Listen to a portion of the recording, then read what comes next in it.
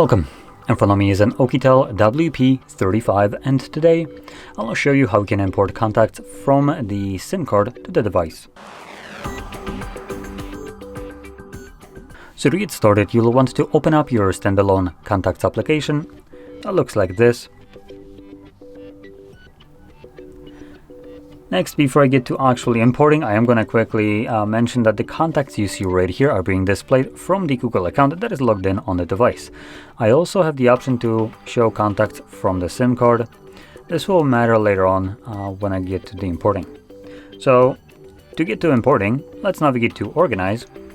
And here we're going to select Manage SIM.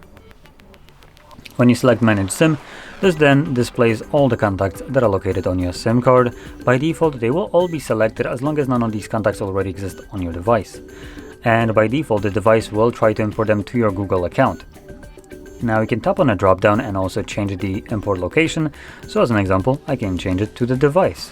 It looks like none of these contacts exist on either one of those locations, which is a bit odd considering I would expect them to be actually present right here. Let me actually quickly check that. I'm relatively certain.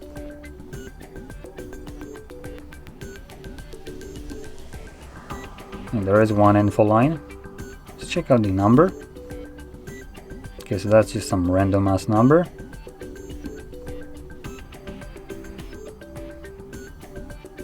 Okay, so I guess there isn't any contacts like that.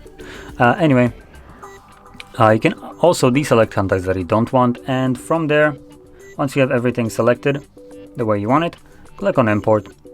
This will import all selected contacts and keep off. I don't want to back it up.